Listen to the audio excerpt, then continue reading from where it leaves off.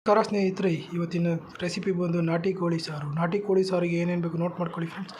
ನಾಟಿ ಕೋಳಿ, ಈರುಳ್ಳಿ, ಟೊಮೊಟೊ, ಅಚ್ಕಾರದ ಪುಡಿ, ಸ್ವಲ್ಪ ಚಿಲ್ಲಿ ಪೌಡರ್, ಶುಂಠಿ ಬೆಳ್ಳುಳ್ಳಿ ಪೇಸ್ಟು, ಅರಿಶಿನ ಪುಡಿ, ಮೆಣಸಿನ ಪುಡಿ, ದಪ್ಪ ಸಾಲ್ಟು, ಪುಡಿ ಸಾಲ್ಟು, ಮತ್ತು ಕೊತ್ತಂಬರಿ ಸೊಪ್ಪು, ಪುದೀನ ಸೊಪ್ಪು,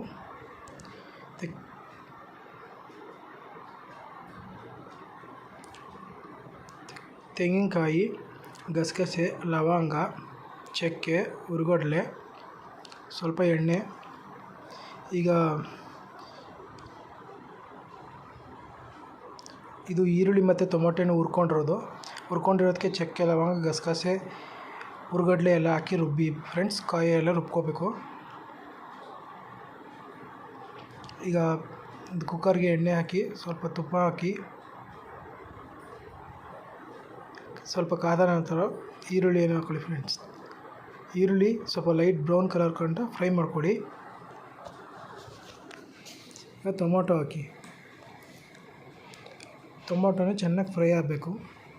ಅದು ಆಯಿಲ್ ಬಿಡುತ್ತೆ ನೋಡಿ ಫ್ರೆಂಡ್ಸ್. ಈ ಥರ ಆಯಿಲ್ ಬಿಡ್ತಾಯಿದೆ ಅಂದಾಗ ಟೊಮೊಟೊ ಎಲ್ಲ ಚೆನ್ನಾಗಿ ಫ್ರೈ ಆಗಿದೆ ಅಂತ. ಆವಾಗ ಶುಂಠಿ ಬೆಳ್ಳುಳ್ಳಿ ಪೇಸ್ಟ್ ಹಾಕ್ಕೊಂಡು ಸ್ವಲ್ಪ ಫ್ರೈ ಮಾಡಿ.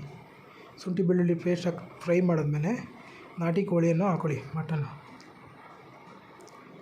ನಾಟಿ ಕೋಳಿ ಮಾಂಸವನ್ನು ಹಾಕ್ಕೊಂಡು ಅದಕ್ಕೆ ಅರಿಶಿನ, ಮೆಣಸಿನ ಪುಡಿ, ಕಲ್ಲುಪ್ಪು, ಪುಡಿ ಉಪ್ಪು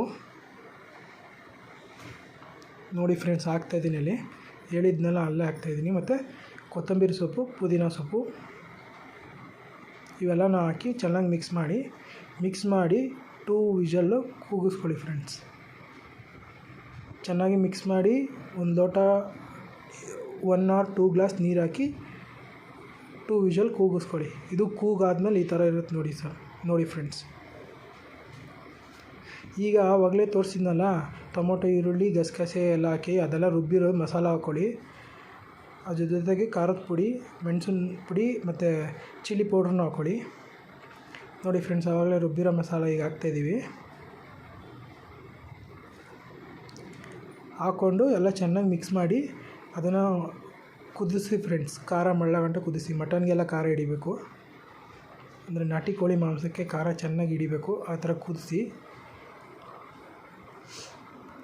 ಒಂದು 10 ನಿಮಿಷ ಕುದಿಸಿ ಆಫ್ ಮಾಡಿ ಫ್ರೆಂಡ್ಸ್. ನಾಟಿ ಕೋಳಿ ಸಾರು ರೆಡಿ.